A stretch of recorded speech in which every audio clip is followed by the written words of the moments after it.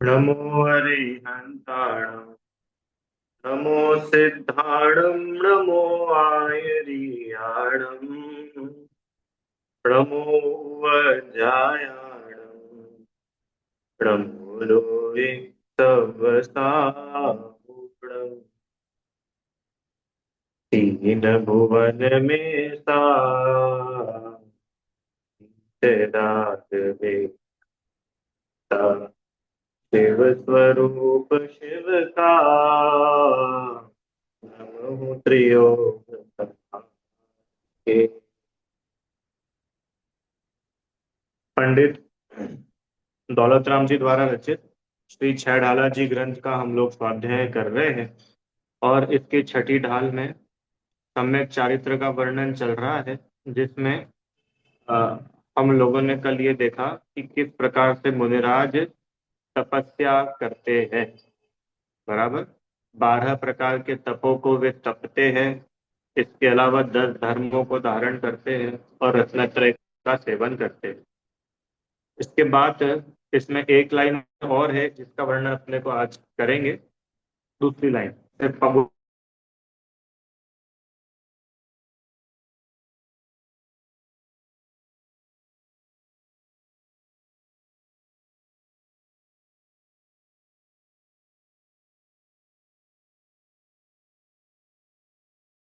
बात यहाँ पर पंडित जी ने कही है कि कैसे है वे मुनिराज, कैसे विहार करते हैं, कैसे विचरण करते हैं। तो बोल रहे हैं मुनि साथ में वा एक विचरण। वे मुनिराज अन्य मुनिराज के साथ में अथवा वा मतलब अथवा अकेले विहार करते हैं। विचरण विचरे माने अकेले। एक लिखा ना, एक विचरे। एक विचरे मतलब या तो वे मुनिराज संघ में किसी के साथ में विहार करते हैं, अथवा वे दिगंबर मुनिराज अकेले विहार करते हैं। ठीक है, अब ये इतनी बात अपने को आज पढ़नी है, फिर वो चाहे नहीं भव सुख कदा उसको देखेंगे बाद में। मुनि साथ में वा एक विचरे, या तो किन्हीं मुनि के साथ में अथवा अकेले विचरण करते हैं, अकेले विहार करते हैं। ये उनके विहार संबंधी बहुत शॉर्ट में या छह ढाला में लिखा। अब इसी बात को अपन लोग ग्रंथ के आधार से देखते हैं कि मुनिराज किस प्रकार से विहार करते हैं। आइए। अच्छा, मुनिराज कब विहार करते हैं ये तो हम इरिया समिति के समय पढ़ करके आ ही चुके थे। और क्यों विहार करते हैं? प्रयोजन के साथ ही विहार करते हैं। सूर्य का प्रकाश हो तो ही विहार करते हैं। और इरिया समिति से 4 हाथ आगे की भूमि देख करके चलते हैं। है ना, ये सब बातें अपन तब पढ़ के आए थे। कुछ इसमें अच्छी बातें और समझ में आती है, उसको लेते हैं अपन। ये मूलाचार्य ग्रंथ से देख रहे हैं। जो मुनि अपरिग्रही है, संतुष्ट है तथा चारित्र में स्थित है, वे मुनि अपने शरीर में भी ममत्व नहीं रखते। आगे, वे मुनि निष्प्रही क्यों हैं?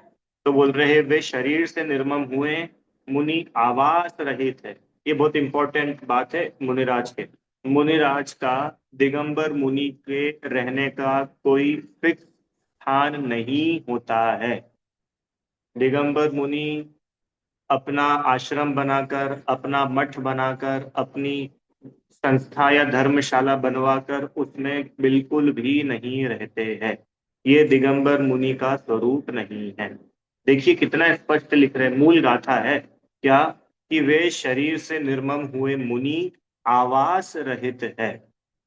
देखिए, जहां पर सूर्य अस्त हुआ वहीं ठहर जाते हैं, किसी से प्रतिबद्ध नहीं है। वे श्रमण बिजली के समान दिखते हैं और चले जाते हैं। क्या लिख रहे हैं आचार्य देव? कैसे है वे मुनि? कि वे मुनि आवास रहे थे, माने उनके रहने का कोई नक्की, कोई फिक्स स्थान नहीं होता। एक बात। दूसरी बात कि विहार करते करते जहां पर सूर्य अस्त होता है वे वहीं ठहर जाते हैं, किसी से प्रतिबद्ध नहीं होते। प्रतिबद्ध मतलब समझते हैं? प्रतिबद्ध मतलब बंधे हुए, कि भैया हमने तो उनको वादा कर लिया था कि 3 दिन में हम उनके वहां पर पहुंचेंगे, तो हमको पहुंचना ही पड़ेगा। उन्होंने तो डेट निकाल दी है, उन्होंने तो बैनर छपवा दिए हैं, घोषणा कर दी है, तारीख अनाउंस कर दी है। अब इतनी तारीख तक तो एनी हाउ भले ही दौड़ते दौड़ते पहुंचो, पर पहुंचना तो पड़ेगा ही। तो भाई मुनिराज की ऐसी चर्या नहीं होती है। जहां सूर्य अस्त होता है वे तो वहीं ठहर जाते हैं। जंगल हो तो जंगल, खेत हो तो खेत। अभी अभी अभी तक लगता था भैया कि हम लोग ऐसी सुनी सुनाई सुनते होंगे, या लोग बहुत बड़ा चढ़ा के बताते होंगे, पर स्पष्ट शास्त्र में लिखी बात है। मुनिराज रात्रि में।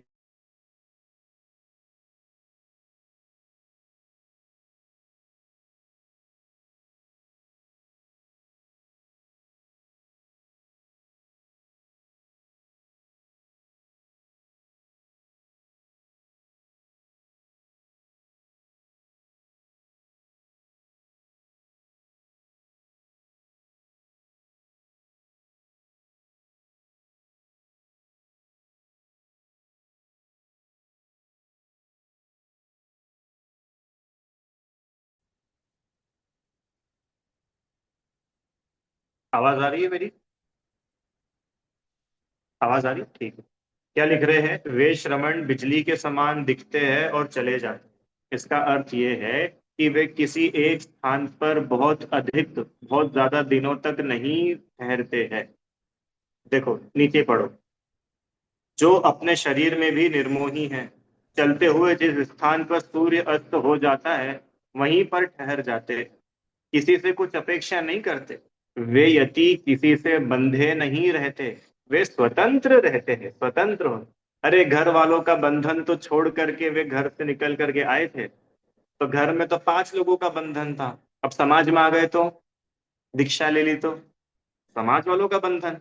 महाराज आपको ऐसे ही करना पड़ेगा, ऐसे ही बोलना पड़ेगा, ऐसे ही विहार करना पड़ेगा, यहीं से जाना पड़ेगा, यहीं रुकना पड़ेगा, यहीं आहार लेना पड़ेगा। भाई ऐसी चर्या मुनिराज की नहीं होती, वे तो अत्यंत स्वाधीन चर्या के धनी होते हैं।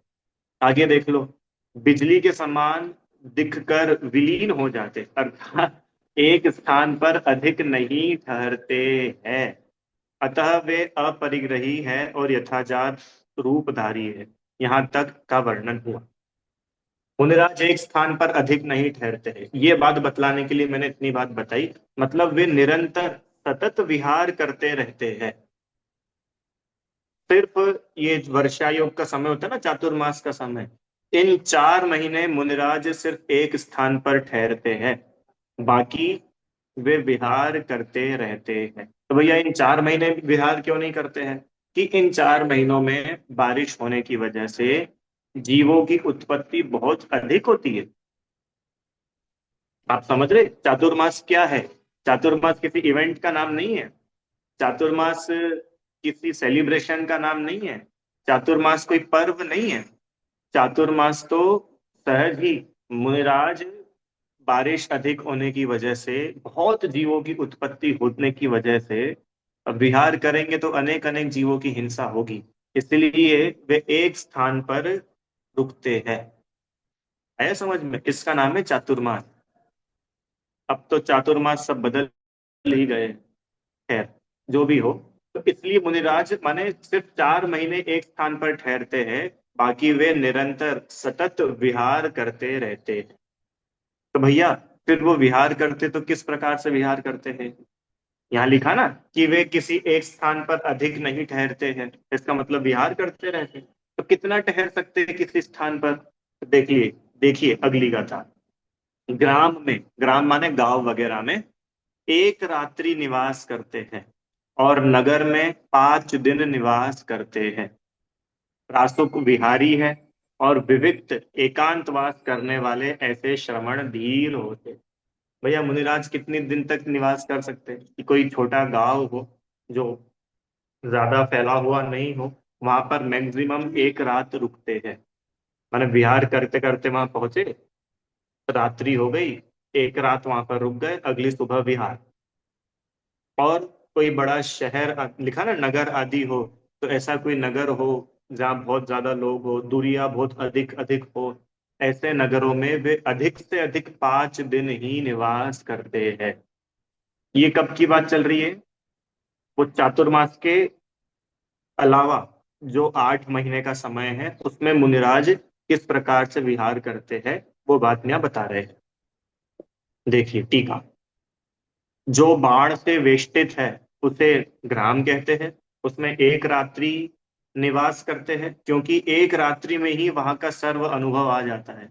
और चार गोपुरों से सहित को नगर कहते हैं।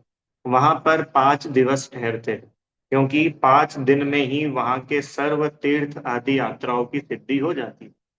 देखो आगे क्या लिख रहे हैं। आगे रहने से ममत्व देखा जाता है। मुनिराज नगरों में 5 दिन से अधिक अगर ठहरते हैं, अथवा गांव वगैरह में 1 दिन से अधिक ठहरते हैं, तो वहां के लोगों से कनेक्शन बढ़ता है। कनेक्शन बढ़ने से ममत्व भाव बढ़ता है, ममत्व देखा जाता है। इससे उनकी चर्या में दोष लगने की संभावना बनती है। अरे आपस में बॉन्ड बन जाता है कि नहीं?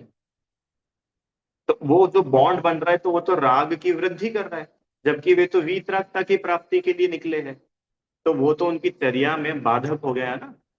इसके लिए मुनिराज के लिए स्पष्ट निर्देश दिए कि वे किसी शहर में 5 दिन से ज्यादा नहीं ठहरते हैं।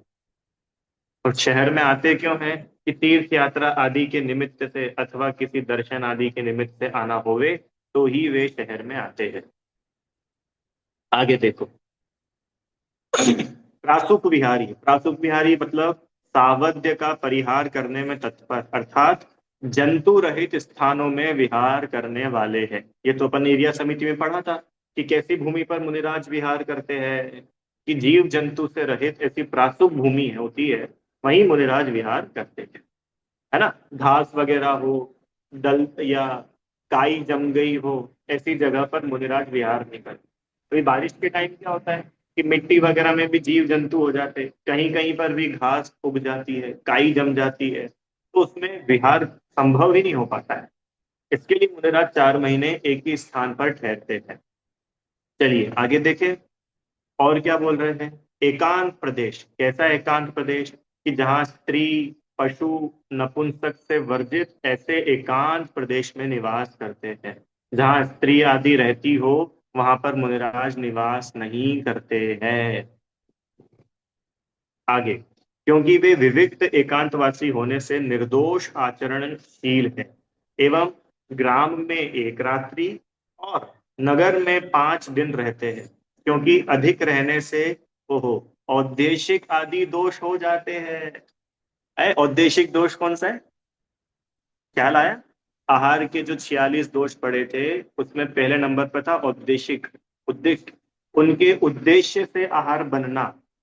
तो अगर मुनिराज 5 दिन से अधिक वहां रहेंगे, तो फिर लोग उनके उद्देश्य से आहार बनाने लग जाएंगे। कि भैया अपने को पता है इस टाइम पे महाराज जी का आहारचर्या होती है, चलो आज अपन महाराज जी के लिए ये बनाते हैं, आज मुनिराज के लिए अपन ये पकवान बनाते हैं।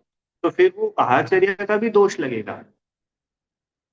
इसके लिए लिख रहे हैं कि औदेशिक आदि दोष हो जाते हैं, मोह आदि भी हो जाता है, इसलिए वे अधिक नहीं रहते हैं। ठीक है, इतनी बात किस किस को समझ में आ गई? यहां तक अपन ने सिर्फ इतना समझा कि मुनिराज सतत विहार करते रहते हैं, किसी स्थान पर ज्यादा नहीं रुकते हैं। ठीक है। अब अब बात ये चल रही है, छह ढाला में पंडित जी ने लिखा, मुनि साथ में वा एक विचरे। या तो वे किसी मुनि के साथ में विचरण करते हैं, अथवा अकेले विचरण करते हैं। तो वो कब मुनिराज किसी के साथ में विहार करते हैं, अथवा कब मुनिराज अकेले विहार करते हैं, क्या क्या उनकी बातें रहती है, किन किन परिस्थितियों में अकेले विहार करते हैं, वो सब बात अब अपन पढ़ेंगे। चलिए।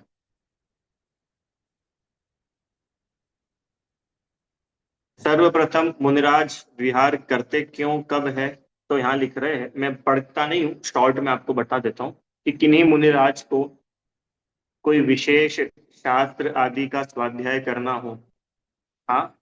और उनके संग में उसके विशेषज्ञ ना हो, उनके पढ़ाने वाले नहीं हो, किसी अन्य शास्त्र को पढ़ना हो, तो फिर वे मुनिराज अपने गुरु से, जिनसे उन्होंने दीक्षा ली है, उन गुरु से पुनः पुनः विनय पूर्वक मन वचन काय को प्रणाम करके उनसे आज्ञा लेते हैं कि हे भगवान, आपकी अनुमति हो तो मैं अन्य संघ में जा करके श्रुत की आराधना करना चाहता हूँ, स्वाध्याय आदि के लिए जाना चाहता हूँ, अथवा किन्हीं मुनिराज के वयावृत्ति आदि के लिए जाना चाहता हूँ। आपकी अनुमति हो तो मैं जाऊं।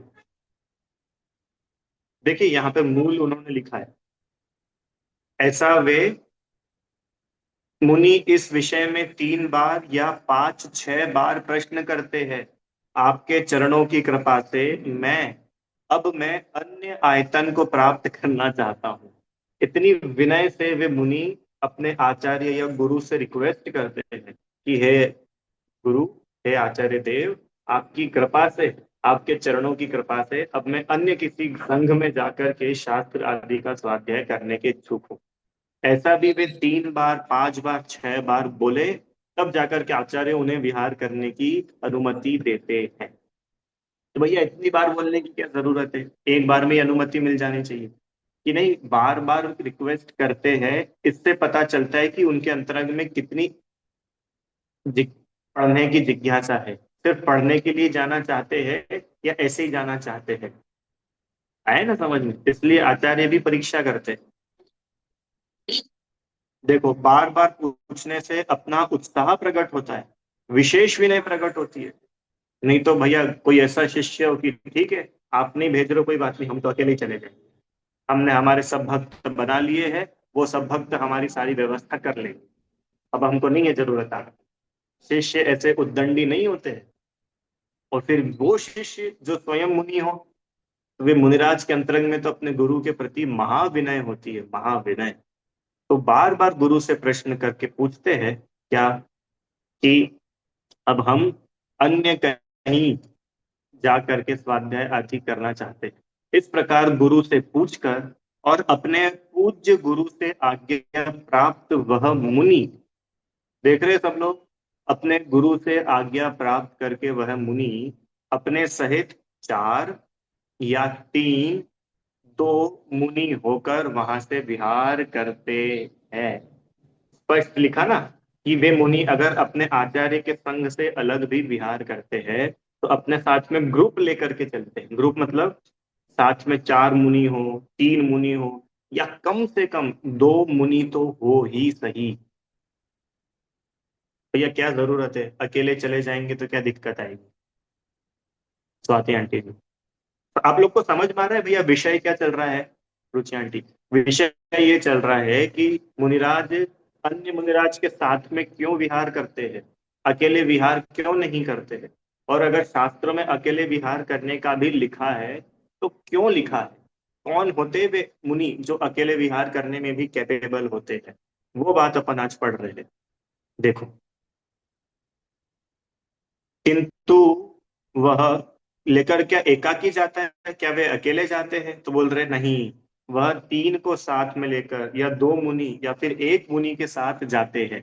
अर्थात कम से कम 2 मुनि मिलकर अपने गुरु के संग से निकलते हैं। वह एकाकी नहीं जाते हैं, ऐसा समझना। मुनिराज अकेले नहीं संघ से बाहर जाते हैं। आगे देखो क्या लिख रहे हैं, सारांश रूप से उत्कृष्ट तो यह है कि वह मुनि अपने साथ 3 मुनियों को लेकर के जाए। मध्यम मार्ग यह है कि 2 मुनि हो गए, अथवा जघन्य मार्ग है कि कम से कम 1 मुनि तो उनके साथ में जावे। अकेले जाना उचित नहीं है, अकेले जाना उचित नहीं है। आगे चले, आगे भैया समझ में आ रहा है सबको? ये सारी बातें क्यों आई? ये सारी बातें आई क्योंकि यहाँ 6 ढाला की चल रही है। आप ये नहीं समझो कि अलग से कुछ बात आ गई। मुनि साथ में वा एक विचरे, इसका अपन खुलासा कर रहे हैं कि वे मुनिराज या तो अन्य मुनिराज के साथ में या अकेले विचरण करते हैं। तो क्यों साथ में विचरण करते हैं और क्यों अकेले विचरण करते हैं, वो बात अपनी यहाँ चल रही है। देखो, इसको स्किप करते हैं। ठीक है, अब देखो 2 बातें। एक तो अब 2 सिचुएशन बन गई कल्पना के लिए। एक तो ये सिचुएशन बन गई कि मुनिराज किन्हीं अन्य मुनिराज को साथ में लेकर के विहार करते हैं, अकेले विहार नहीं करते। अब प्रश्न कि भैया अकेले भी विहार कर सकते हैं क्या? कि कर तो सकते हैं, पर अकेले विहार करने वाले साधु कैसे होते हैं, पहले वो सुनते हैं। अगर ये सारे गुण उन मुनिराज में पाए जाए तो वे बिल्कुल अकेले विहार करें, कोई समस्या नहीं। अकेले विहार करने वाले साधु को बोलते हैं एकल विहारी। क्या बोलते हैं? एकल, एक माने अकेले, अकेले विहार करने वाले। आइए पढ़ो। तप, सूत्र, तत्व, एकत्व भाव, सहनन, धैर्य, इन सबसे परिपूर्ण दीक्षा और आगम में बलि मुनि एकल विहारी स्वीकार किया गया है। माने जिनमें ये सारे गुण हो, मात्र वे ही मुनि अकेले विहार करे।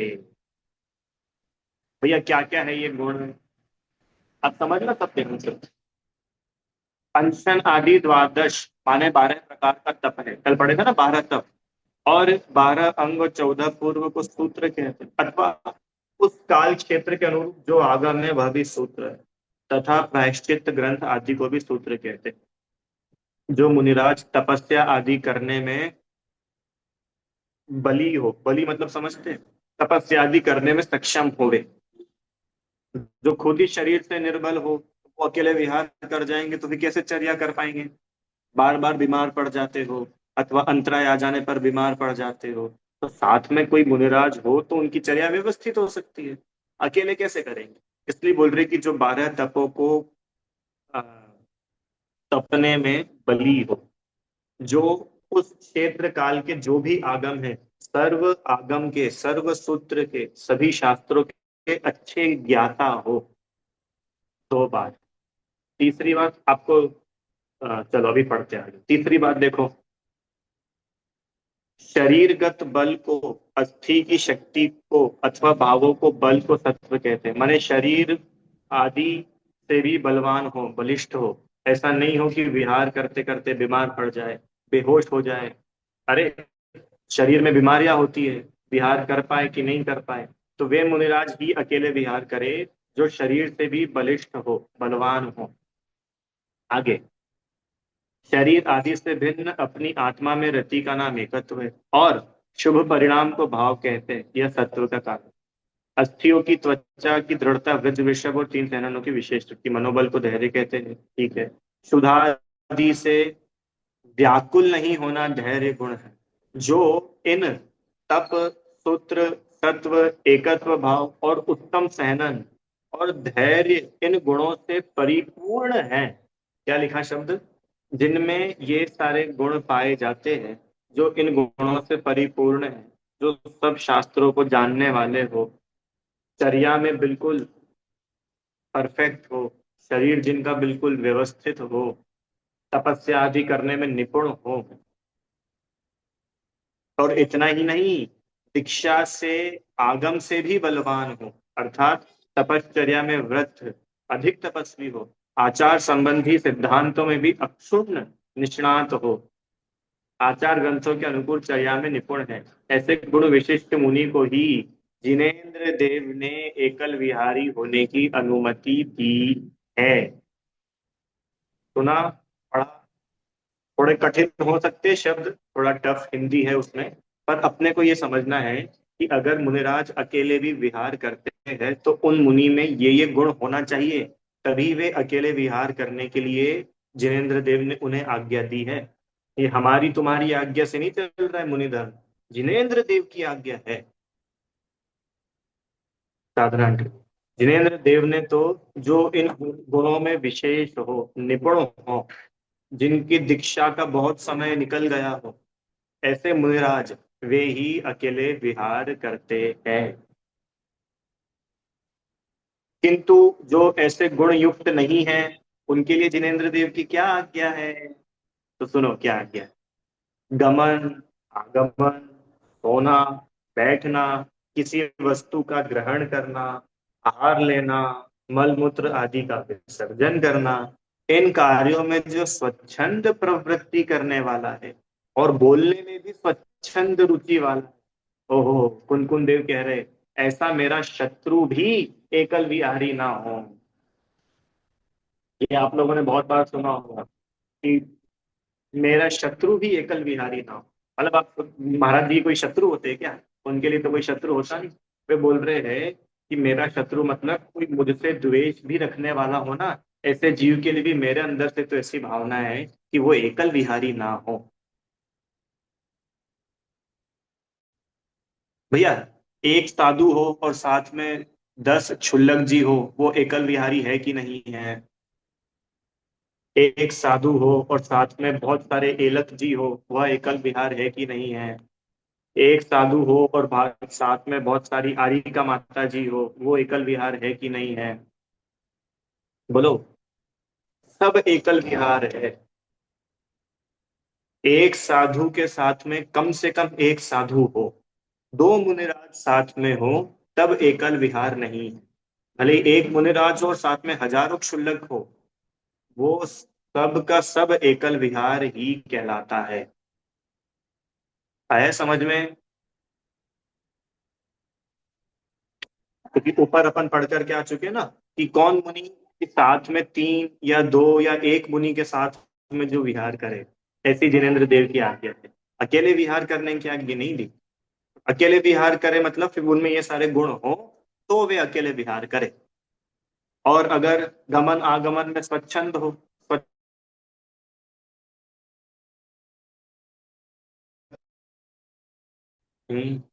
मुनिराज श्रावकों के घर में सिर्फ आहार के निमित्त से जाते हैं।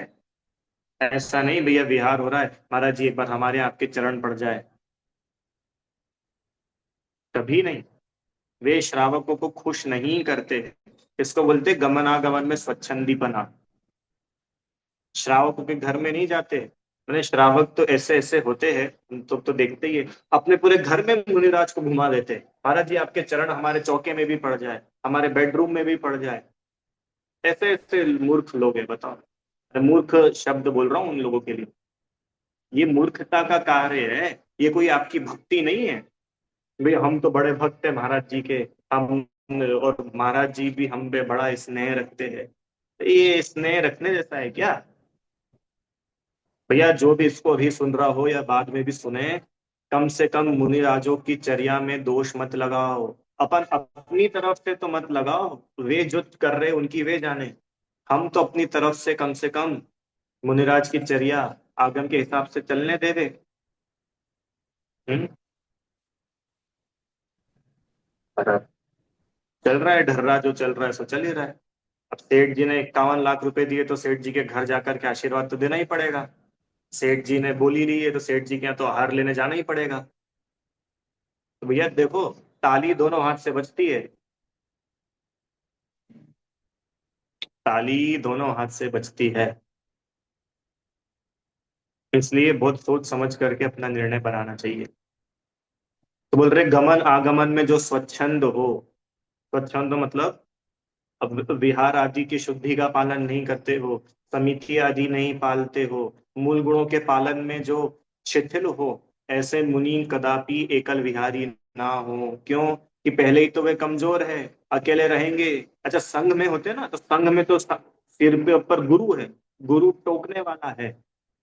जिसके माथे पर टोकने वाले श्री गुरु विराजमान हो, वे बहुत जल्दी भगवान बन जाते हैं।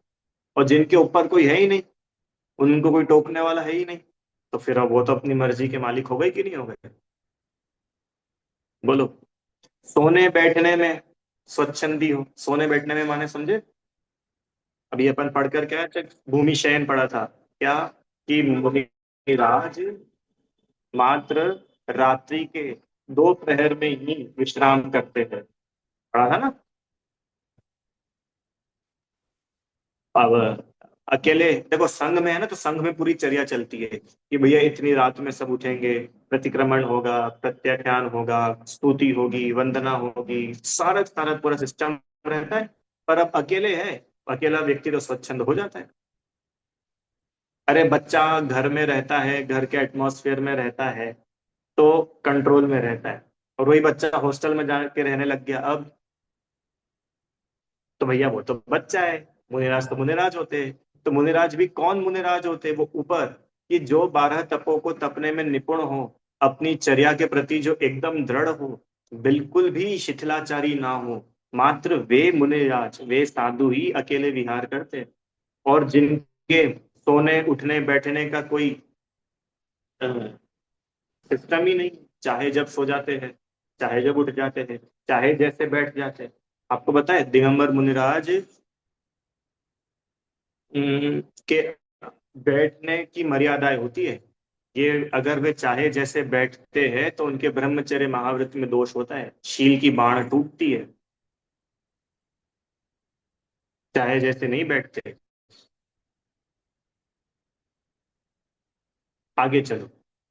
सोना बैठना है समझ में, किसी वस्तु को ग्रहण करने में स्वच्छंदीपना, किसी वस्तु को ग्रहण करने में स्वच्छंदीपना मतलब कि वो वस्तु हमारे ग्रहण करने योग्य है कि नहीं है, इसका विवेक ही नहीं, इसका निर्णय ही नहीं। और भैया श्रावक ले आए तो रख लिया। श्रावक मोबाइल लेके आ गया था तो हमने मोबाइल रख लिया। श्रावक चश्मा लेके आया था तो हमने चश्मा रख लिया। श्रावक एक डिवाइस लेकर के आ गया था तो वो डिवाइस हमने रख लिया। श्रावक आईपैड लेके आ गया था तो आईपैड रख लिया। माने क्या ग्रहण करना है क्या नहीं करना, इसमें जो स्वच्छंदी हो। ऐसे मेरा मेरा मतलब किनका, मेरा नहीं, मेरा मेरा मतलब आचार्य कुंद कुंद देव लिख रहे हैं कि ऐसा मेरा शत्रु भी हो तो वो एकल विहारी ना हो। आगे चलो। आहार लेने में जो स्वच्छंद हो, आहार लेने में स्वच्छंद कैसा होता है? कि जो 46 दोषों को नहीं टालते हो वे स्वच्छंद है। जो अंतरायों को नहीं टालते हो वे स्वच्छंद है। पढ़े थे ना, 46 दोष, 32 अंतराय, 14 मल दोष। जो विधि नवधा भक्ति की विधि पूर्वक आहार नहीं लेते हो वे स्वच्छंद है। और जो ऐसे स्वेच्छाचारी है वे एकल विहारी कदापि ना होवे। मल मूत्र आदि के विसर्जन करने में जो स्वच्छंदी हो। अभी देखो सब समितियां ही चल रही है, गमन आगमन क्या है, क्रिया समिति। आगे देखो, वस्तु का ग्रहण करना अथवा ये सब क्या है, वस्तु का ग्रहण आदि करना ये है आदान निक्षेपण समिति। आहार लेना आदि ये है अपनी ऐषणा समिति। और मल मूत्र आदि का विसर्जन ये क्या है, प्रतिष्ठापन समिति। मान तो बात वही हुई ना कि जो अपने 28 मूल गुणों के आचरण में जो शिथिल हो वे अकेले विहार ना करे, खत्म बात। अब आप देख लो, आहारचर्या में इशारे करते हो, ये दो, ये दो, ये दो, अब तुम आकर के आहार दो, अब तुम आहार मत दो। बात करते हो, इशारों में हंसते हो, श्रावकों से इशारों में बातें करते हो, ये सब आहारचर्या का स्वच्छंदीपना है। दोषपूर्ण आहार ले लेते हो, अति आसक्ति से आहार ग्रहण कर लेते हो, ये स्वच्छंदीपना है। आया समझ में? अंतराय आ जाता हो फिर भी ठीक है, कोई श्रावक ने किसी ने देखा नहीं, धीरे से निकाल दिया और आहार ले लिया, ये स्वच्छंदीपना है। ठीक है। दोष हो रहा हो, अंदर से गरम गरम भोजन बन करके आ रहा हो और अपन ले रहे हो, ये स्वच्छंदीपना है। अब तब लगा ना, मैं भाई की डिटेल नहीं करूंगा। वो 46 दोष पूरे जो चलाए थे अपन ने, वे 46 दोषों को जो नहीं टालते हो और ये मान लेते हैं कि भैया अब तो देखो अब श्रावक भी आजकल ऐसे ही है तो अब अपन क्या करें, अब थोड़ा बहुत तो अपने को भी कॉम्प्रोमाइज करना चाहिए। क्योंकि अगर अपन इतने स्ट्रिक्ट रहेंगे तो श्रावक लोग कैसे जुड़ पाएंगे अपने से? क्यों? अगर अपन इतने स्ट्रिक्ट रहेंगे तो फिर श्रावक कैसे जुड़ेंगे? इसलिए क्या हो, थोड़ा लीनियंट तो होना चाहिए साधना के। क्या है, आहारचर्या के समय लोगों से थोड़ा हंस के बातचीत कर लो, इशारों में बात कर लो तो क्या लोग जुड़ते हैं, लोगों को भी लाभ मिलता है। और अपन ऐसे ही खड़े हो जाओ, कोई हंसो नहीं, गंभीर रहो, आहार दे दिया, ले लिया, श्रावक की ओर देखा भी नहीं और लौट करके आ गए तो फिर श्रावक जुड़ नहीं पाएगा। श्रावक को लगा कि महाराज जी तो बड़े घमंडी है। विहार करते करते अगर साथ वाले श्रावक से हम बातचीत नहीं करेंगे तो वो बोर हो जाएगा, और बोर हो जाएगा तो वो हमारे साथ चलेगा नहीं। तो उसका एंटरटेनमेंट होता रहे, इसके लिए अपन बात करते करते चलो, उसके गले में हाथ डाल करके चल लो, उसका हाथ पकड़ करके चल लो, ये सब स्वच्छंद चर्या है। श्रावक का मन रखने के लिए हमने 28 मूल गुण नहीं धारण किए हैं। और ऐसी चर्या के बाद भी वो बोल रहे हैं कि भाई अगर तुम्हारी ऐसी भी चर्या हो ना, तो तुम अपने गुरु के साथ रहो, तो वहां तुम्हारा सुधार हो जाएगा। गुरु जानते हैं किसको कैसे सुधारना है। गुरु की दृष्टि बहुत बड़ी होती है। गुरु कौन होते हैं कि गुरु शिष्यों के दोषों को निकाल लेते। शिष्य के चेहरे पर भी लिखा नहीं हो ना, उसके पेट में से निकलवा लेते, उसका नाम है गुरु। उसका नाम है गुरु। और ऐसा जीव अगर बोल रहे अकेला विहार करे, तो बोले भैया मेरा शत्रु भी हो। जबकि बात ऐसी कि दुनिया में व्यक्ति शत्रु के लिए बुरा चाहता है कि नहीं? तो वे आचार्य देव लिख रहे हैं कि भैया मेरा शत्रु भी हो, तो मैं तो उसका भला चाहता हूँ। कि भाई वो ऐसा जीव कम से कम अकेला तो विहार ना करे। क्यों? वो खुद भी लूटेगा, और उसकी शरण में जो जाएगा वो भी लूटेंगे। वो भी लूटेंगे। आगे समझ में? तो मलमूत्र आदि के विसर्जन में स्वच्छंदपना, माने जो प्रतिष्ठापन समिति का पालन नहीं करते हो, चाहे जहां मलमूत्र आदि छोड़ त्याग कर देते हो ना, इन कार्यों में जो स्वच्छंद प्रवृत्ति करने वाला है। आगे, और बोलने में भी स्वच्छंद रुचि वाला है। बोलने में कोई वही नहीं है, लगाम ही नहीं। चाहे जैसा बोल रहे हैं, भाषा समिति का कुछ ठिकाना नहीं है। मैंने अपने को माइक मिल गया, पिछी मिल गई, कमंडल मिल गया, और सुनने वाले मिल गए। अब तो जो इच्छा हो तो बोलो। बाबा वाक्य प्रमाण, जो अपन ने बोल दिया वो प्रमाण है, छुट्टी। अपन ने मंच से जो कुछ बोल दिया, बस वो बात सही है। तो ऐसा बोलने में जो स्वच्छंद वृत्ति वाले हो, लिखा ना, बोलने में स्वच्छंद रुचि वाला हो, जिनके भाषा समिति का, सत्य महाव्रत का, वचन गुप्ती का, सत्य धर्म का कुछ भी ठिकाना ना हो, ऐसे आचार्य कुंद कुंद देव के शत्रु भी अकेले विहार ना करे। अब आप समझ लो, जो आप लोगों को दिखता हो, अब उसमें आप ये निर्णय कर सकते हो कि ये जो अगर अकेले विहार कर भी रहे हैं, तो ये वास्तव में अकेले विहार करने योग्य है कि नहीं है। क्या इनमें वो सारे गुण दिखते हैं? कितना स्पष्ट लिखा है, माने जिनको बोलने का ही कुछ ठिकाना ना हो, ऐसे जीव अकेले विहार कभी ना करे। मुनिराज बोलते हैं, मुनिराज दहाड़ते नहीं है। दहाड़ते नहीं है। उनके वचन तो इतने अमृतमयी होते हैं, मानो मुख चंद्र ते लिखा ना, मुख चंद्र ते अमृत झरे। अमृत झरता है उनके मुख से, वे दहाड़ते नहीं है। मुनिराज मनुष्य है, तिर्यंच नहीं है। मुनि को मुनि रहने दो भैया, तिर्यंच मत बनाओ।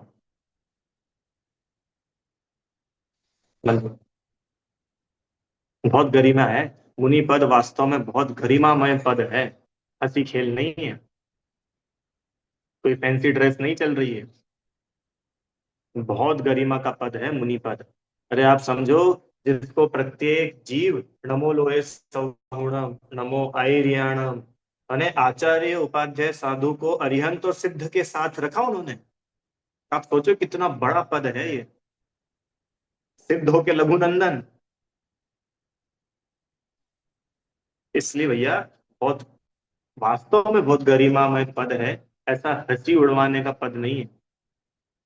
पर ठीक है, नाना जीव है, नाना योग्यताएं है सबकी। पर अपने को तो अपना निर्णय बनाने में बड़ा सावधान रहना चाहिए। मेरे को मालूम है, अगर मैं ये शास्त्र खोल करके आपके सामने ये सारी बातें नहीं रखता, तो आप तो मेरे को बोल देते कि नहीं नहीं, ये भैया तो अपने मन से बोल रहे होंगे। ये भैया तो कौन है? मुनि विरोधी है। मुनि विरोधी है। तो ठीक है, वही कोई बात नहीं, अब तुम शास्त्र से पढ़ लो। और ये शास्त्र की मैं आपको पूरी बता चुका हूँ। आचार्य कुंद कुंद देव के द्वारा रचित, और आरिका ज्ञानमती माता जी ने इसका ट्रांसलेशन किया। हाँ, इस काल में उत्तम सैनन नहीं है, बराबर है, तो इस काल में एकल विहार होना ही नहीं चाहिए।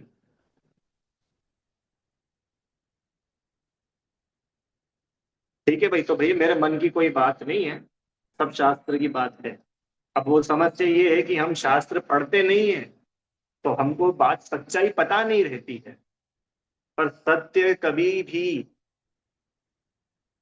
छुपाओ और छुप जाए, ऐसा नहीं होता। बोलने में जो स्वच्छंद रुचि वाले है, ऐसा मेरा शत्रु भी एकल विहारी ना हो। अब इसी की टीका करते तो अपने को और समझ में आएगा। जिसका स्वैर वृत्ति से गमन आगमन है। स्वैर मतलब अपनी इच्छा से। किन किन स्थानों में? सोने में, बैठने में, किसी वस्तु के ग्रहण करने में, आहार ग्रहण करने में, मल मूत्र आदि विसर्जनों में, इन प्रसंगों में जो स्वेच्छा से प्रवृत्ति करता है, बोलने में भी जो स्वेच्छाचारी है, ऐसा मेरा शत्रु भी एकाकी ना होवे। फिर मुनि की तो बात ही क्या है। अर्थात आहार विहार निहार। निहार मतलब समझते हो? आहार माने भोजन, विहार मतलब वो जो गमन आगमन, और निहार माने मल मूत्र का त्याग, उसको बोलते हैं निहार। मल मूत्र का त्याग, उठना, बैठना, सोना, और किसी वस्तु का उठाना या धरना, इन सभी कार्यों में जो आगम के विरुद्ध मनमानी प्रवृत्ति करता है, ऐसा कोई भी मेरा शत्रु ही क्यों ना हो, अकेला ना रहे। अरे मुनि की तो बात ही क्या, उन्हें तो हमेशा गुरुओं के संग में ही रहना चाहिए। उन्हें तो हमेशा गुरुओं के संग में ही रहना चाहिए।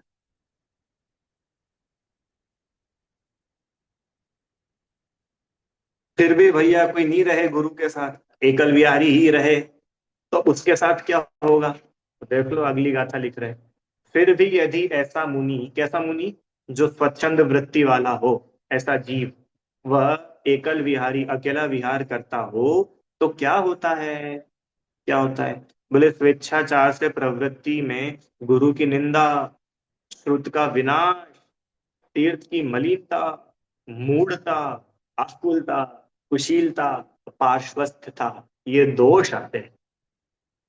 हम ऐसे ही मना नहीं कर रहे एकल विहार करने के लिए। एकल विहार करने में दोष आते हैं। क्या दोष आते हैं? देखो, उत्सार कल्प में गण को छोड़कर एकाकी विहार करने पर उस मुनि के गुरु का तिरस्कार होता है।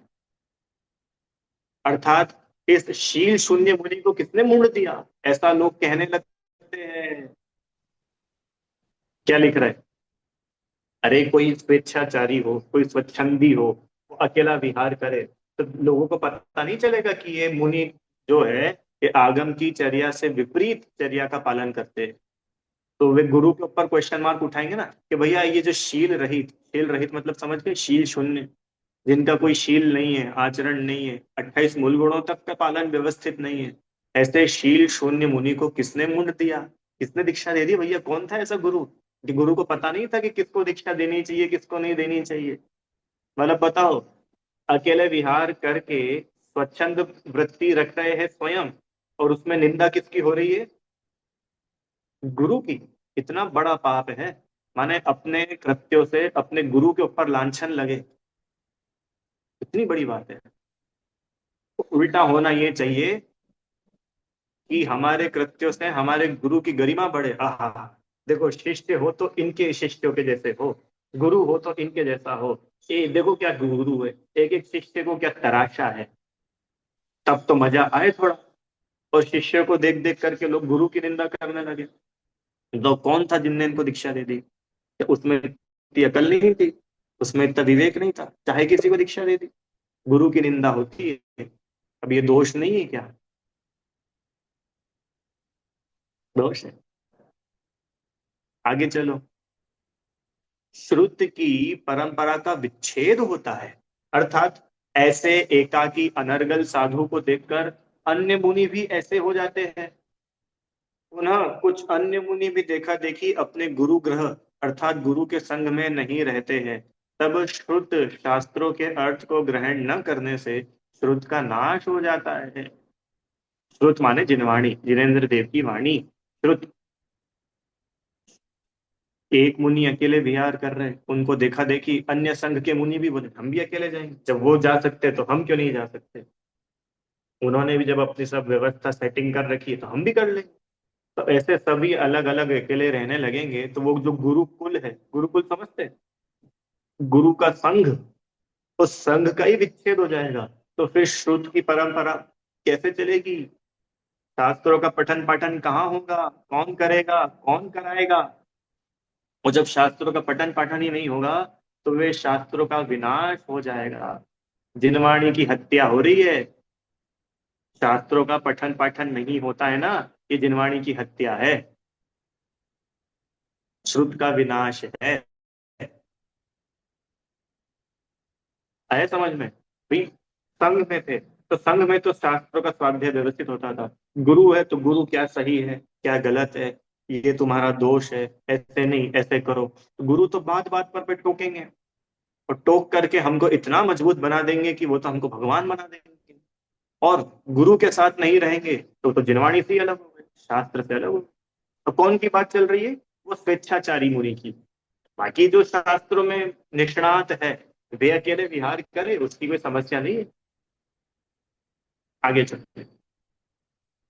तीर्थ का अर्थ है शासन। जिनेन्द्र देव के शासन को नमोस्तु शासन कहते हैं। शब्द चलता है ना भाई, नमोस्तु शासन। ये नमोस्तु शासन शब्द यहां से लिया है, यहाँ है मूल में वो शब्द नमोस्तु शासन।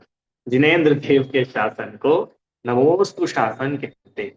अर्थात इस दिगंबर जैन संप्रदाय में मुनियों को नमोस्तु शब्द से नमस्कार किया जाए। ठीक है। और इस नमोस्तु शासन में जैन शासन के सभी ही स्वच्छंद होते हैं, ऐसा मिथ्या दृष्टि लोग कहने लगते हैं। बोलो, कलंक का कार्य करे एक व्यक्ति और कलंक लगता है पूरे कुल पर। अरे भैया इनके यहाँ तो सभी ऐसे हैं। हाँ, एक मुनि कोई गलत कार्य करे तो अज्ञानी जगत सभी के ऊपर कलंक लांछन लगाता है। अरे इस शासन में, इस जैन शासन में तो सभी है भैया, हमने तो देख लिया सभी ऐसे होते हैं, हमने तो खूब देख लिया सभी ऐसे होते हैं। अरे सभी ऐसे नहीं होते हैं, कुछ की वजह से सब बदनाम हो जाते हैं।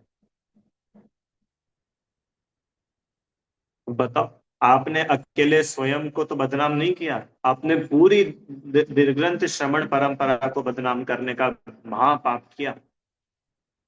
इसके लिए मुनिराज अकेले विहार ना करे। कौन मुनिराज? स्वेच्छाचारी मुनिराज। आगे चलो। तथा उस मुनि में स्वयं मूर्खता, विभलता, कुशीलता और पार्श्वस्थ रूप दुर्गुण प्रवेश कर जाते हैं। वो जो मुनि स्वयं अकेले विहार कर रहे हैं, मूर्खता, विह्वलता आदि, कुशीलता, पार्श्वस्थ, पार्श्वस्थ माने शिथिलाचार पना, इस प्रकार के दुर्गुण उनमें प्रवेश कर जाते। और पता है क्या रहता है? मोह हावी रहता है ना, मोह। तो व्यक्ति को लगता ही नहीं कि ये कोई दुर्गुण मेरे अंदर प्रवेश कर गया। क्यों? क्योंकि वो जो दुर्गुण है, वो जो दोष है, वो दोष के रूप में नहीं आ रहे। वो दोष आ रहे हैं परोपकार की चादर लपेट के, वो दोष आ रहे हैं धर्म प्रभावना की चादर लपेट के, वो दोष आ रहे हैं जिन शासन की प्रभावना के नाम की चादर लपेट के। अरे हम तो खूब प्रभावना करेंगे, खूब प्रभावना करें। अरे तुमको प्रभाव ना करोगे, मान कषाय की शिखर पर चढ़ते जा रहे हो, तुम्हें खबर नहीं पड़ रही।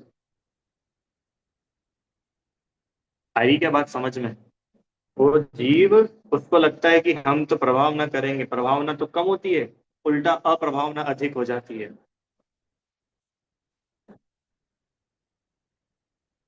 जो मुनि आगम से विरुद्ध होकर ये तो भावार्थ, ये तो पढ़ लिया ना। केवल इतने ही दोष नहीं होते, मुनि के आत्म विपत्तियां भी आ जाती है, सो बतलाते हैं।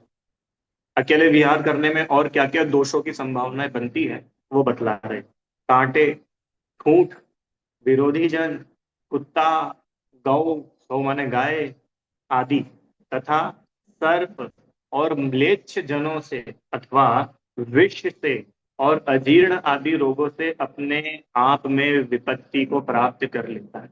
क्या है कि जो मुनिराज अकेले, अब यहाँ तो मुनिराज की बात चल रही है इसलिए अपन उन्हीं की मुख्यता से बात कर रहे हैं कि जो अकेले विहार करते हैं। अब देखो संघ में तो है ना, तो संघ में है तो बाहरी दृष्टि से भी देखे तो सेफ्टी होती है। भैया बहुत सारे मुनि साथ में है, संघ साथ में है, तो आप सेफ हो। और कोई साथ में नहीं, अपने आगे पीछे कोई नहीं, कोई देखने वाला नहीं, तो क्या होगा कि अकेला विहार करता हूँ, मुनि काटा, फूट, मिथ्या दृष्टि, क्रोधी, विरोधी जनों से, कुत्ते गाय आदि पशुओं से, सांप आदि हिंसक प्राणियों से, म्लेच्छ अर्थात नीच अज्ञानी जनों के द्वारा स्वयं को कष्ट में डाल लेता है। संघ में हो तो ये सारी प्रॉब्लम्स आने की संभावनाएं बहुत कम है। प्रसंग में नहीं हो, अकेले हो, गुरु की आज्ञा क्या थी अपने को मालूम नहीं हो, कितना कष्ट आता है। सैंपल दूं आपको, रक्षाबंधन की कथा। श्रुत सागर मुनिराज आहार करके लौट रहे हैं और पूरे संघ को ये निर्देश है कि कोई भी व्यक्ति किसी से वाद विवाद ना करे। वे उस हालांकि वे कोई एकल विहारी नहीं थे, वे तो संघ में नहीं थे, इसलिए उन तक वो गुरु का जो मैसेज था संघ का वो नहीं पहुंच पाया। तो गुरु की आज्ञा नहीं प्राप्त होने का क्या फल रहा कि वो सुख सागर मुनिराज ने वो बलि आदि चार मंत्रियों से वाद विवाद कर लिया। जबकि वहां लिख रहे हैं ना, अकेले मुनि हो तो वे क्रोधी विरोधी जनों से स्वयं को कष्ट में डाल लेते हैं। ऐसा ही हुआ, संघ में होते पता होता तो ये परिस्थिति नहीं बनती। और फिर उसके बाद की कथा तो सबको पता ही है, वो चारों मंत्रियों को इतनी इंसल्ट फील हुई। और बाद में आचार्य को आकर के श्रुत सागर मुनिराज ने बताया तो आचार्य ने बोला कि भैया तुम्हारी वजह से पूरे संघ पर आपत्ति आएगी, अब तुम रात्रि में एकाकी जाकर के सामायिक करो, संघ में नहीं रहना। और फिर वो चारों मंत्री उन पर तलवार से प्रहार करने आए और वैसे के वैसे ही रह गए। फिर अगले दिन सुबह सबको पता चला कि ओहो, ये चारों तो मुनिराज को मारने आए थे। फिर राजा श्री वर्मा ने उनको नगर से गधे की सवारी करके निकलवा दिया। ठीक है, अब वो नगर से तो निकल गए, वहां से निकल करके हस्तिनापुर पहुंचे। फिर ये अकम्पनाचार्य मुनिराज का भी 700 मुनिराजों का विशाल संघ हस्तिनापुर नगरी में पहुंचा। फिर वहां पर वो पूरी कथा हुई ना, नगर के बाहर मुनिराज जहाँ विराजमान थे उनके चारों ओर अग्नि जलाई, यज्ञ किया। बताओ कितनी आपत्तियां आई, किस वजह से आई थी ये सारी आपत्ति?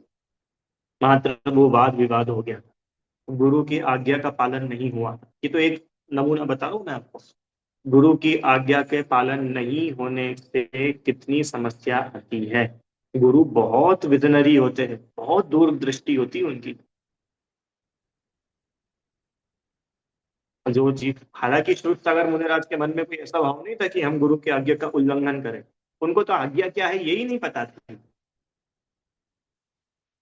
उनसे तो भूल से हुआ था, तो भूल से होने पर भी देखो कितनी बड़ी आपत्ति आई है। और जो जानबूझ के गुरु की आज्ञा का विरोध करे, गुरु की जिनवाणी की भगवंतों की आज्ञा में ना रहे, उनकी आज्ञा के विरुद्ध आचरण करे, तो वो तो अपने आप को विपत्ति में ही डालेगा। इसका ये भाव भी बिगड़ेगा और अगले भाव भी बिगड़ेंगे, नियम से बिगड़ेंगे। वो जीव निगोज जाएगा। भैया ऐसे कैसे बोल रहे हो आप, कोई मुनि निगोज जा सकते हैं क्या? ये हम नहीं कह रहे, कुंद कुंद स्वामी कह रहे हैं कि जो मुनि तिल तुच्छ मात्र भी परिग्रह रखते हैं वे मुनि निगोद जाते हैं। क्यों? क्योंकि परिग्रह रखना ये जिनेन्द्र देव ने आज्ञा दी ही नहीं है, और तुम जिनदेव की आज्ञा का उल्लंघन करते हो तो इसका तुम्हें दोष तो होगा। स्पष्ट गाथा लिखी आचार्य देव ने अष्टपाहुड़ ग्रंथ में। जो मुनि तिल तुष मतलब समझते हो, जरा सा भी परिग्रह रखते हैं, वस्तु में ममत्व भाव रखते हैं, वे मुनि, वे श्रमण निगोद में जाते हैं। कहाँ तो मुनि दीक्षा ली थी जीव ने भगवान बनने के लिए, मोक्ष जाने के लिए, और कहाँ वो मुनि दीक्षा में शिथिलाचार हुआ तो निगोद की यात्रा शुरू हो गई। अब वो एक बार निगोद में जल चले गए, तो उसके बाद आप क्या समझ रहे हो? पता नहीं कब निकलेगा जीव। ऐसी अनंत मुनि दीक्षाएं हम और आप ले चुके हैं। अब उसका भाव समझो, मुनिव्रत धार अनंत बार ग्रीव गुप्त। और अनंत बार तो वो वाली मुनि दीक्षा ली कि जीव ग्रेवेक में गया। और वो वाली मुनि दीक्षा तो कितनी हो गई होगी कि जीव तिर्यंत और निगोद में गया हो।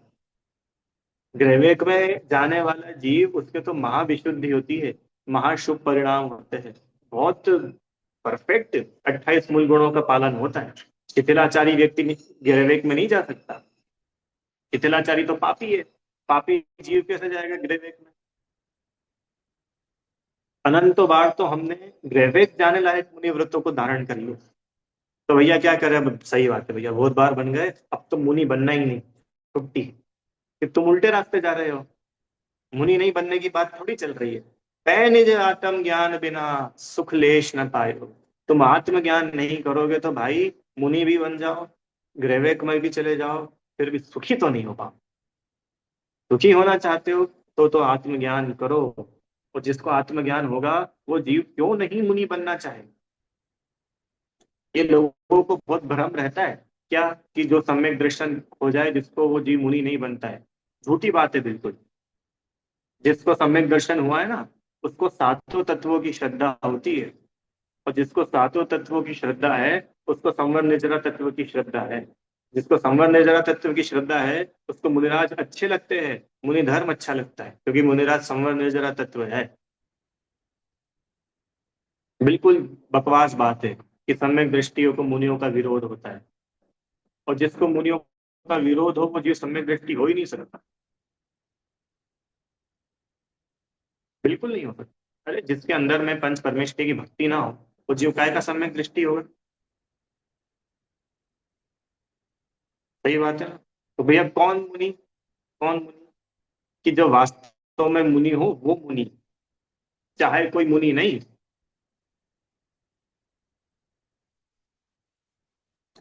स्वाध्याय करो भैया, खूब स्वाध्याय करो, नहीं तो लूट जाएंगे अपन। लूट जाएंगे, वास्तव में लूट जाएंगे। खूब स्वाध्याय करो, पढ़ो, गहराई से पढ़ो। हमको मत सुनो, ना हमको पढ़ो। अब तो आचार्य को पढ़ो। मैं तो इतनी बार बोलता हूँ आपको, आप बिल्कुल भी मत सुनो। क्या काम है किसी दूसरे को सुनने का। अपन खुद इतने सक्षम बनो ना कि अपन खुद शास्त्र खोल करके बैठे और पढ़े। अपन खुद अपना निर्णय ले। कोई दूसरा अपना निर्णय क्यों ले। पर खुद लेंगे अपना निर्णय। आगे, इसीलिए, नहीं, अथवा विषैले आहार आदि से या हैजा आदि रोगों से आत्म विपत्ति को प्राप्त कर लेता है।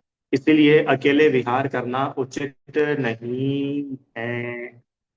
यहाँ एव शब्द निश्चय अर्थवाची है, अर्थात एकल विहार। अकेले विहार करने वाला मुनि निश्चित ही इन कंटक विष आदि निमित्तों से अपनी हानि कर लेता है। ठीक है,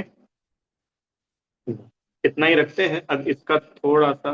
हालांकि इसमें भी रिपीटेशन है, तो फिर भी अगर कोई नई बात होती हो तो अपन इसमें देख लेंगे।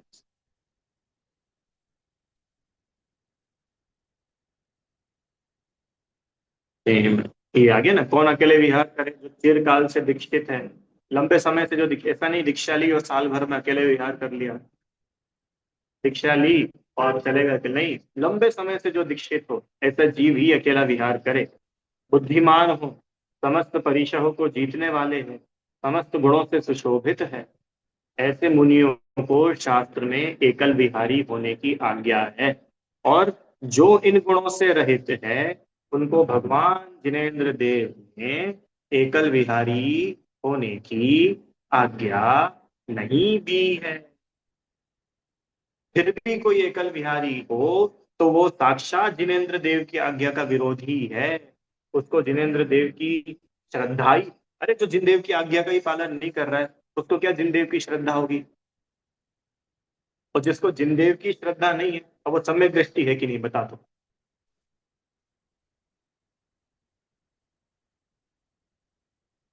हो गई बात।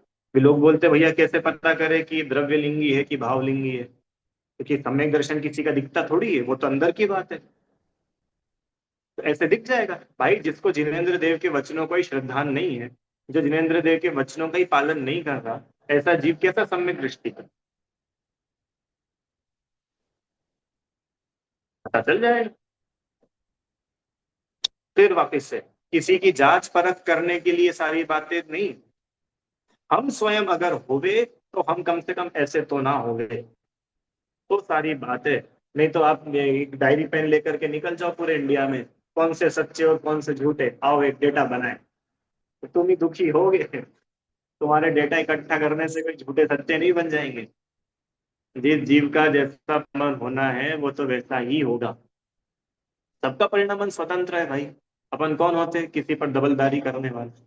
अरे वो जीव जब जिनेन्द्र भगवान की नहीं मान रहा, तुम्हारी हमारी मान लेगा क्यों।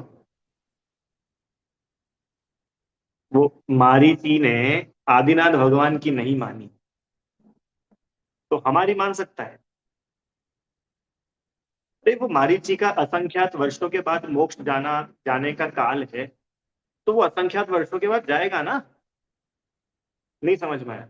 ऐसे ही वर्तमान में अगर कोई जीव अपने को दिखता हो तो उसको देख करके घृणा नहीं करना, उसकी कभी निंदा नहीं करना, उसको देख कर कभी ये नहीं सोचना ओ देखो ये तो पापी है, ओ देखो ये तो भ्रष्ट है, ओ देखो ये तो ऐसा, कभी नहीं करना।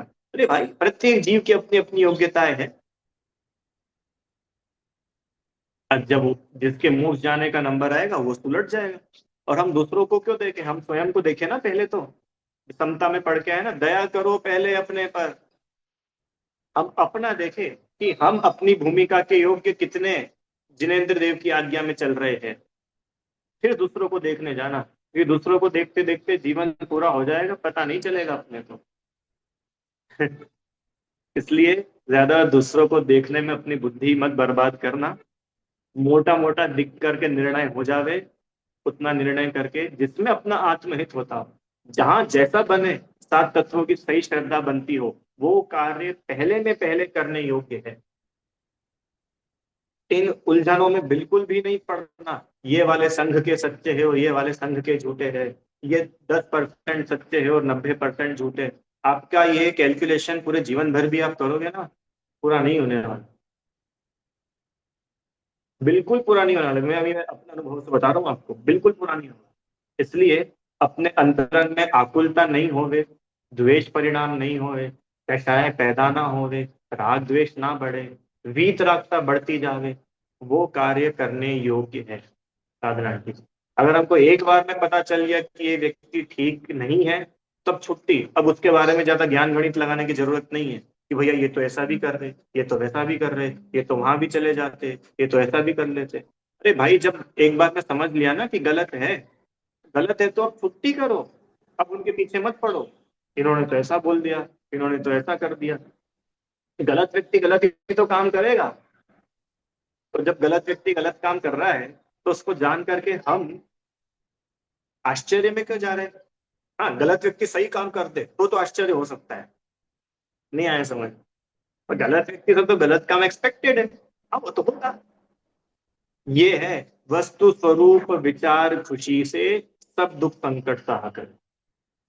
वस्तु स्वरूप का विचार ऐसा है, वस्तु को स्वरूप। भाई जो जीव पहले गुण स्थान का हो, उसको पहले गुण स्थान जैसे दिखेगा, क्या करें? जो छठे सातवें में होंगे वो छठे सातवें जैसे दिखेंगे। इसलिए ज्यादा दूसरों के बारे में सोच सोच करके अपने को आकुलता कभी नहीं बढ़ाना। क्यों पता है? दूसरों के बारे में सोच सोच करके अपन जो ये दुखी होते रहते हैं ना, बताओ आजकल तो कैसे भ्रष्टाचार है, आजकल तो ऐसा हो गया, आजकल तो इतने इतने करोड़ रुपए खर्च हो रहे हैं, ये हो रहा है वो हो रहा है। सुनो, सबका सब आर्त ध्यान है।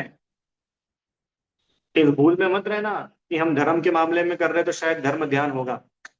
ऐसा हो रही है, हाँ हो रही है, आर्त ध्यान खत्म।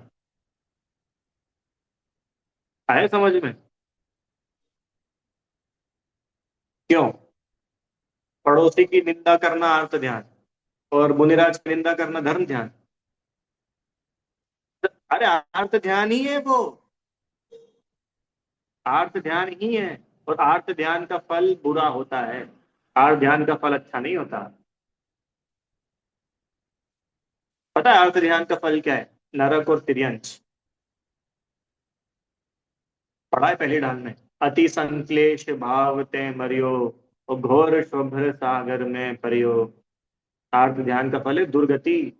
तो अपन क्यों अपनी दुर्गति करें? किस किस को भाई, क्योंकि ये अंतिम कक्षा है, इसके बाद मैं किसी के आचरण और चारित्र की पढ़ाई नहीं कराऊंगा आपको, हो गई जितनी होनी थी पिछले 30-40 क्लासों में। ये मैं बिल्कुल अंतिम निर्णय आपको बता रहा हूँ कि पंचम काल को एक्सेप्ट करो, इसमें ऐसा ही होगा। क्यों? वर्तमान का द्रव्य क्षेत्र काल भाव उस योग्य है ही नहीं। स्वीकार लो ना, क्या समस्या है? उन्होंने भैया उनने ऐसा क्यों कर दिया, वो ऐसे क्यों हो गए, वो व्हील चेयर पे क्यों बैठ गए? अरे भाई अब तुम दिमाग मत लगाओ ज्यादा, क्योंकि जितना तुम उसमें उलझोगे उसमें तुम्हारा ही नुकसान होने वाला है। प्रत्येक जीव अपने परिणामों के फल को भुगतता है। किसी दूसरे के परिणामों के फल को नहीं भुगतता। इसके लिए अपना ये अमूल्य मनुष्य भाव इस निंदा में बर्बाद नहीं करो। पंथवाद, संप्रदायवाद, संपदावाद, ये संतवाद, इसमें इस मनुष्य भाव की तिलांजलि देना योग्य नहीं है। बिल्कुल योग्य नहीं है। और पता है, पूरा का पूरा खेल सिर्फ श्रद्धा का है, सिर्फ श्रद्धा का। और हमारा श्रद्धा पर इतना सा भी ध्यान नहीं होता। हमारा पूरा का पूरा ध्यान होता है चारित्र, आचरण, आचरण, आचरण, आचरण। तो भैया आचरण होगा ही उसको जिसकी श्रद्धा है, और जिसकी श्रद्धा ही नहीं है उसका काहे का आचरण। बिना श्रद्धा के सारा आचरण मिथ्या चारित्र है, पढ़ के आ चुके हैं अपन दूसरी डाल में। इन जुत विषयनी में जो प्रवत्ता को जानो मिथ्याचरे, वो तो अग्रहित। और उसके बाद आत्म अनात्म के ज्ञानहीन, जे जे करनी तन करण छीन, ते सब मिथ्याचार। तो वो पढ़ से बुद्धि बढ़ाने के लिए थोड़ी पड़ी थी वो बातें। वो ये समझने के लिए पड़ी थी कि वास्तव में बिना सम्यक दर्शन ज्ञान के आचरण सच्चा होता ही नहीं। अब तुम क्यों आचरण की कंप्लेंट लेकर के बार बार आ जाते हो। और ये तो इतना बोल रहे कि अगर आचरण भी जैसा शास्त्रों में लिखा है ऐसा 100% भी हो जावे ना, तो भी द्रव्य लिंग ही है। असली मोक्ष मार्ग तो भाव लिंग से शुरू होगा, सम्यक दर्शन सहित। और तुम उसी आचरण को लेके पकड़े बैठे हो। यह बहुत गजब का है जिन शासन। इन टाइम पास बातों में अपने को बिल्कुल भी नहीं उलझना चाहिए, बिल्कुल नहीं उलझना चाहिए। क्योंकि जितना अपन उलझेंगे उतना अपना समय खोटी होगा। और अच्छा मेरे को बताओ, आप अपन सब कोई ऐसा नहीं, इस क्लास में सब लोग ऐसे होंगे जिन्होंने जीवन में एक आध एक ना एक बार तो ये सोचा होगा कि ये ऐसे है और ये ऐसे। चार लोग बैठे होंगे तो चार लोग बैठ के बुराइयां भी करते हैं, सब पता है भैया हमको। ये वाले ऐसे, इन्होंने ऐसा करा या उन्होंने ऐसा करा, इतने करोड़ खर्च करा दिए, वहां ऐसा करा, वहां समाज के झगड़े हो गए, ये हो गया वो हो गया, ना जाने क्या। तो वो सारी बातें करने के बाद में निष्कर्ष क्या निकलता है, क्या निकलता है निष्कर्ष। कुछ भी नहीं निकलता है। ओ भैया उनकी वो जाने, खत्म। फिर और 10-15 दिन बाद इकट्ठे होंगे, फिर वही टॉपिक लेके बैठ जाएंगे। फिर निष्कर्ष क्या निकलेगा, ओ भैया उनकी वो जाने, अपने को क्या करना, खत्म। जैसे लोग बीजेपी और कांग्रेस की निंदाई बुराई प्रशंसा करते हैं ना पान की दुकान पे खड़े होके, तो टाइम पूरा हो जाता है तो अपने अपने घर चले जाते हैं। ऐसे ही लोगों ये निंदा में अपना समय पूरा करते, निष्कर्ष कुछ नहीं निकालते। सबको सिर्फ एक टॉपिक चाहिए बात करने का, सिर्फ बात करने का कोई टॉपिक हो अपने पास। और व्यक्ति को मालूम क्या लगता है कि वो धर्म का काम कर रहा है, ये और भूल बैठी रहती है अंदर। क्या, ये तो धर्म का काम है। धर्म, अरे धर्म, किसी टॉपिक किसी बात का विषय अगर धर्म हो तो वो बात धर्म की नहीं हो जाती है। राजनीति चाहे भारत पाकिस्तान की हो, चाहे धर्म के मामले में हो, राजनीति राजनीति है। क्यों? क्योंकि वो मैटर नहीं करता आप किसके लिए कर रहे हो, वो तो कषाय है कि नहीं है ना। बस वो धर्म नहीं है, खत्म बात।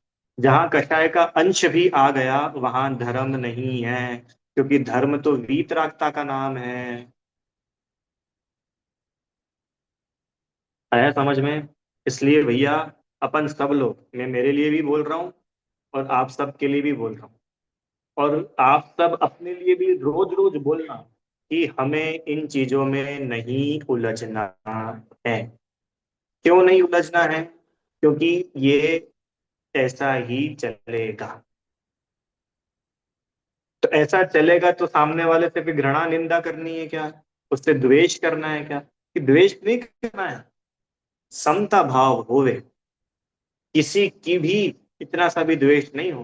भैया उन्होंने ऐसा कर लिया वैसे, ठीक है कोई बात, समय आने पर सबका कल्याण होता है। अपन तो अपने कल्याण का एनालिसिस रिपोर्ट निकालो, अपन कहाँ तक पहुंच पाए।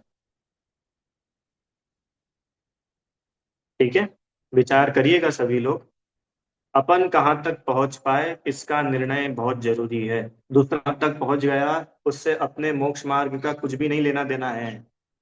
मैं कहाँ तक पहुंच जाऊंगा उससे आपका कुछ लेना देना नहीं है। आया समझ में? और आप कहाँ तक पहुंच गए इससे मेरा कुछ लेना देना नहीं है।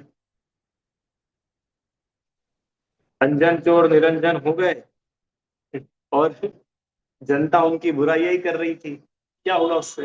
बुराई करने वाले पाप बांध रहे थे, और जिसको अपना काम करना था वो तो अपना काम करके भगवान बन गया जीव। ठीक है भाई, इसलिए किसी की निंदा नहीं करना। इतना है, देव शास्त्र गुरु और धर्म, इसकी श्रद्धा अपनी बिल्कुल ऐसी हो कि पूरी दुनिया एक तरफ हो जाए और हम एक तरफ रहे। ये अमूढ़ दृष्टिपना जीव के अंदर होवे तो वो मोक्ष मार्ग में द्रुत गति से आगे बढ़ता है। ठीक है, कॉम्प्रोमाइज नहीं करना, सिद्धांतों के नाम पर कॉम्प्रोमाइज नहीं करना, कभी कॉम्प्रोमाइज नहीं करना। आचार्य देव ने, ज्ञानी जनों ने जो मूल तत्व ज्ञान, मूल सिद्धांत हम लोगों को बतलाया है, उससे कभी भी किसी कीमत पर कॉम्प्रोमाइज कभी नहीं करना चाहिए। चाहे कोई कितना बड़ा सा बड़ा व्यक्ति अपने सामने खड़ा हो जाए, नहीं कर, वो बोले तुम्हारी गर्दन काट देंगे, बोलो राग में धर्म है, तो बोलो भैया तुम काट दो, ताकि राग में धर्म नहीं है, वीत रागता में धर्म। और उदाहरण चाहिए तो मिल लो टोडरमल जी से।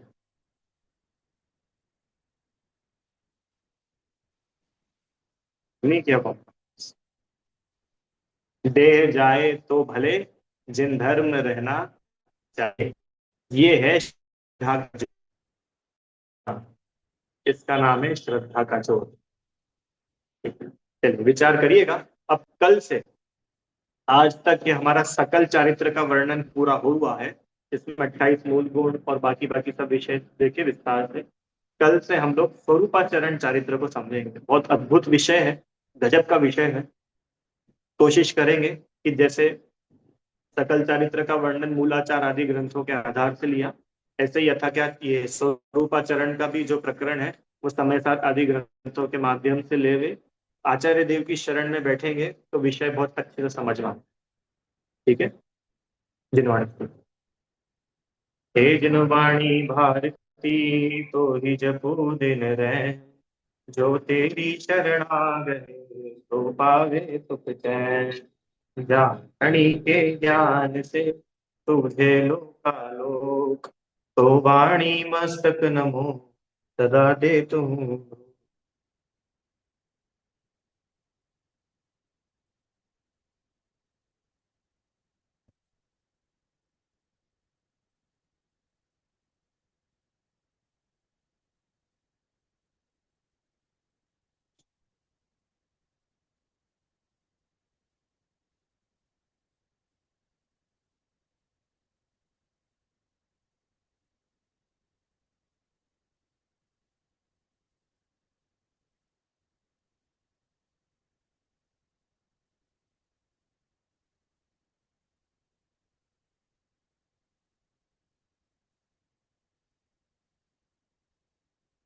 जय बलिया द्वादशांग मई जिनवाणी माता की जय हो।